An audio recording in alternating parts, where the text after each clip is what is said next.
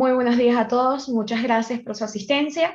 Ya hemos visto que varios se han conectado, pero vamos a estar dando 2 minutitos más para que se puedan terminar de conectar las demás personas. Entonces, mientras vamos a colocarles una pequeña pausa para que puedan esperarnos hasta comenzar este nuevo webinar.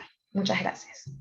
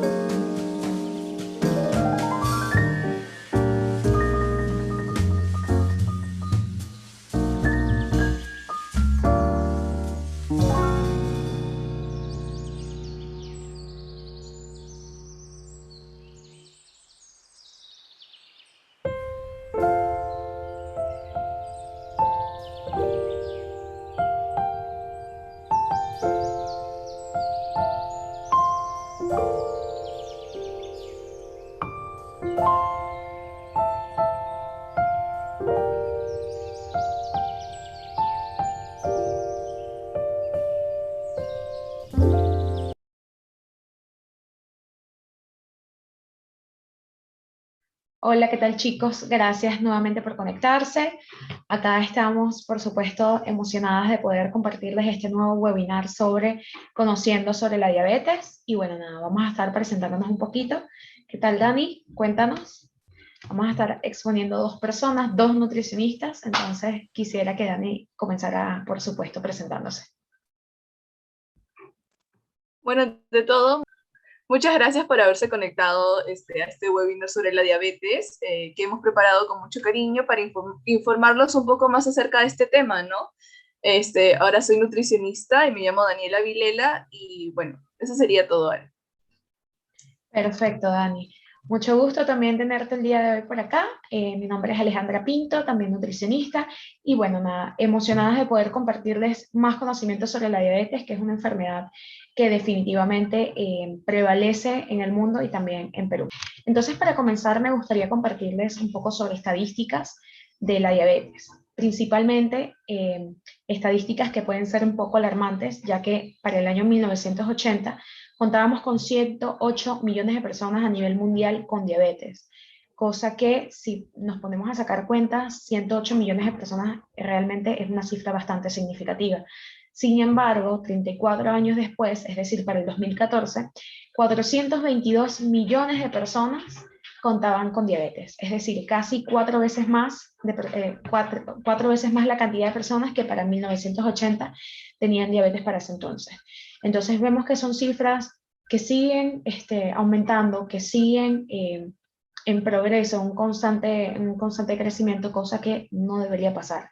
De hecho, a nivel nacional, acá en Perú, de 4 a 5 personas por cada 100 personas cuentan con diabetes, y bueno, contaban con diabetes para el año 2020, cosa que a pesar de que no lo podemos ver de una manera tan grande, tan significativa como las dos cifras anteriores, sigue siendo relevante en nuestro país.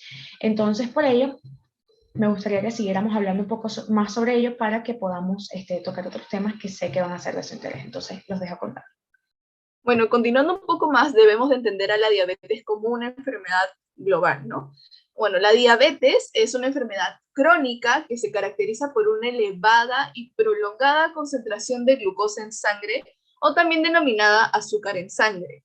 En esta enfermedad, la insulina, que es una hormona segregada por el páncreas, no es segregada en los niveles adecuados o el cuerpo no la utiliza de manera adecuada, elevando de esta manera la glicemia, o también denominada azúcar en sangre o la glucosa en sangre.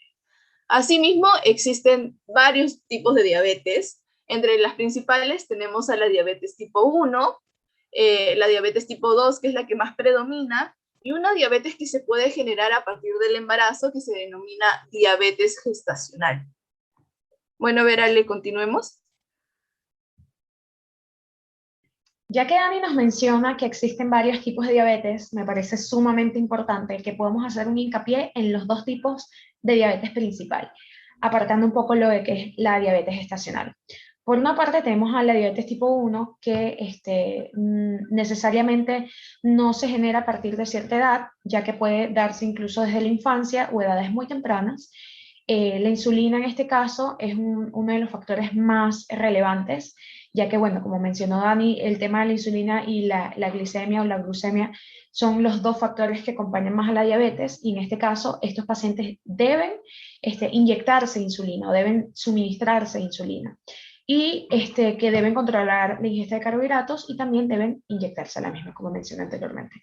Por otro lado, la diabetes tipo 2 depende más que todo de una etapa más que todo más adulta, ¿no? Suele darse a partir de un adulto de edad media, un adulto mayor. En este caso, estos pacientes no necesitan suministrarse con insulina, ya que no son insulino dependientes, y también deben controlar su ingesta de carbohidratos.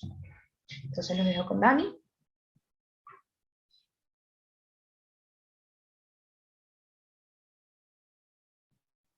Bueno, continuando ya que tanto mencionamos a la insulina, insulino dependientes, debemos entender, comprender cuál es el papel de la insulina o cuál es su función. Bueno, como definición tenemos de que la insulina es una hormona segregada por el páncreas que va a permitir el ingreso de la glucosa que se encuentra en el torrente sanguíneo a las células. Bueno, por ello tenemos la glicemia o glucemia, que es el término que se le da a la glucosa en sangre, y por ende tenemos acá dos casos, dos situaciones, ¿no? Tenemos a la hiperglucemia, que son cuando la persona presenta valores mayores a 100 miligramos por decilitro de glucosa en sangre. Esto quiere decir que tenemos niveles elevados de azúcar en sangre o de glucosa en sangre, y suele presentarse este caso en pacientes que tienen resistencia a la insulina o donde los niveles de insulina segregados son insuficientes. Luego, caso contrario, tenemos a otra situación que es la hipoglucemia, donde tenemos niveles de 50-60 miligramos por decilitro de azúcar en sangre. Esto quiere decir que son niveles muy por debajo de lo recomendado, ¿no? Y ocurre cuando la cantidad de insulina en el torrente sanguíneo es demasiada, tanto que permite un ingreso en demasía de la glucosa en las células, dejando poca glucosa en el torrente sanguíneo, lo cual también puede afectar muy gravemente a la salud, ¿no? A ver, Ale, continuando. Con lo que acaba de mencionar Dani, podemos encontrar un término que es bastante importante, que es el tema de la resistencia a la insulina.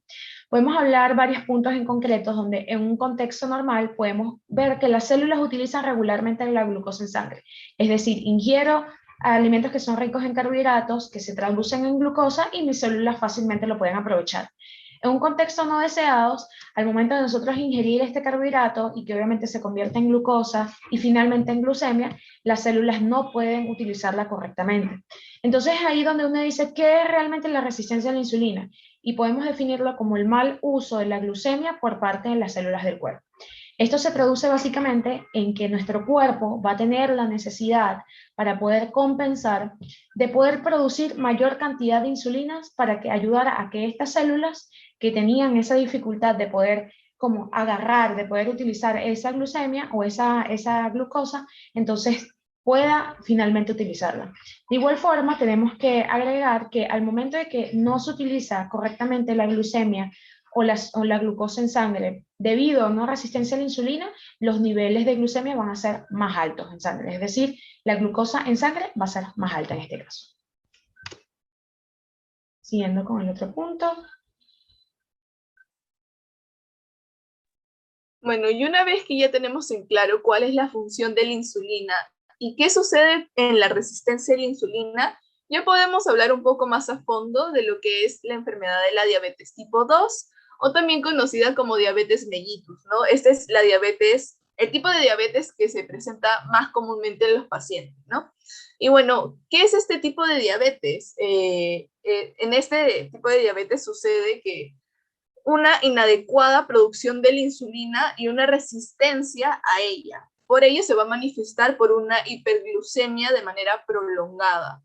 Y esta enfermedad tiene distintos estadios, ¿no? En el primer estadio, en el estadio más temprano, cuando se está desarrollando, la producción de insulina es elevada para mantener la glucosa dentro de los parámetros normales. Y esto también se da a que nosotros tenemos la glucosa en sangre muy elevada, por lo tanto nuestro cuerpo va a requerir de más insulina para mantenerla dentro de los rangos normales. Sin embargo, cuando esto sucede por un tiempo muy prolongado, se desarrolla la resistencia a la insulina, ¿no?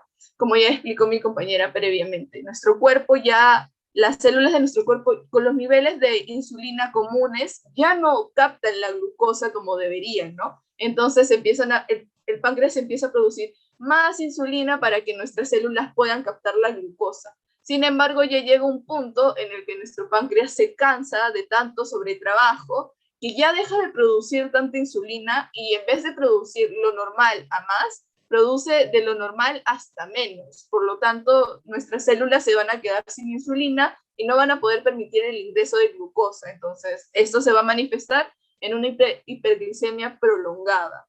Asimismo, cabe resaltar los signos y los síntomas que puede presentar una persona con diabetes mellitus.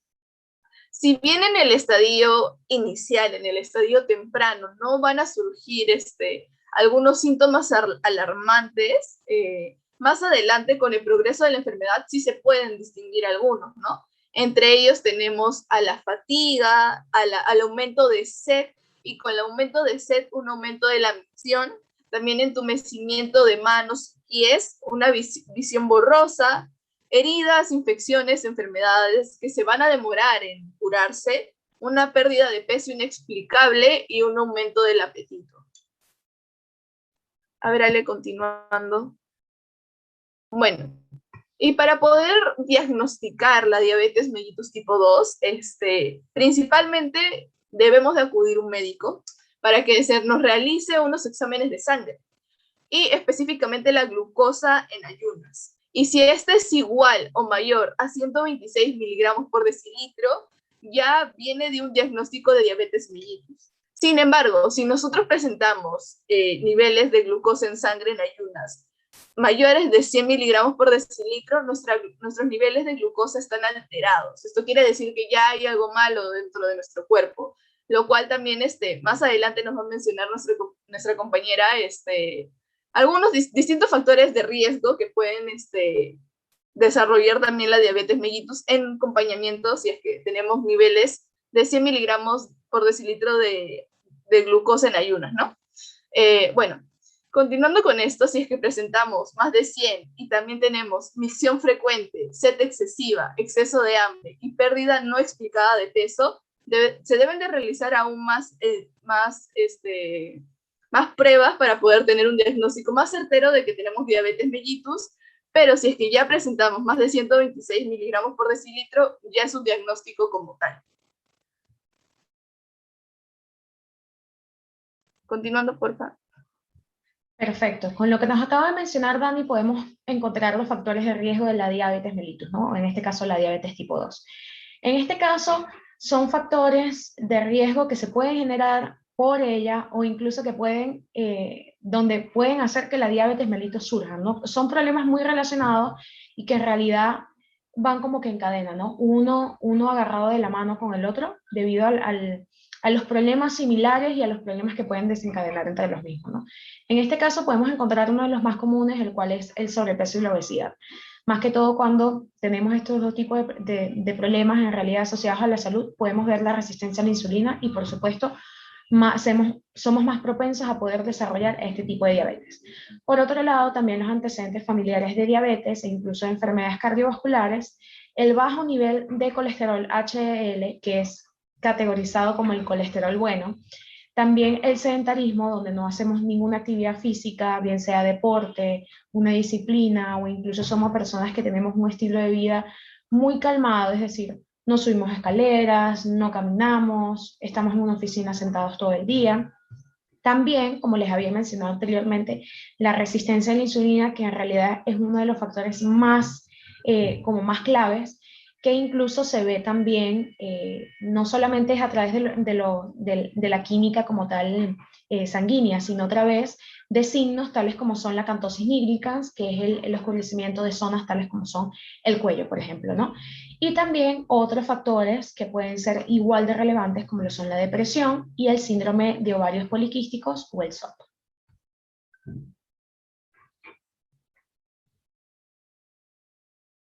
Bueno, asimismo como tenemos factores de riesgo que nos pueden predisponer a padecer de diabetes mellitus, también tenemos al factor de prevención, ¿no? Porque nadie quisiera tener diabetes mellitus. Bueno, la prevención básicamente gira en torno a adoptar estilos de vida saludables, mejorar nuestros hábitos alimenticios y en sí mejorar nuestro estilo de vida. Bueno, y en sí esto tiene dos ejes principales, que son la actividad física y la alimentación balanceada. En la actividad física se recomienda realizar 30 minutos por 5 días de actividad física media a intensa o también un acumulado de 150 minutos a la semana de actividad media intensa. Esto quiere decir que deben de ser caminatas que sí demanden un poco más de esfuerzo, distintos deportes como pueden ser natación, fútbol, etcétera, y distintas disciplinas, ¿no? Como también puede ser levantar pesas, lo que se adecue más a los gustos personales.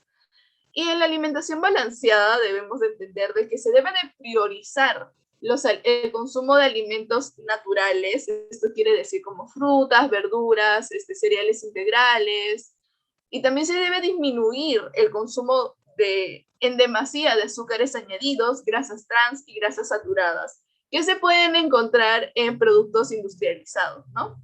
Y también se recomienda tener un peso adecuado, debido a que si tenemos sobrepeso u obesidad, vamos a condicionar un factor de riesgo para poder padecer diabetes mellitus, y sin embargo, si estamos en un peso adecuado, vamos a eliminar ese factor de riesgo.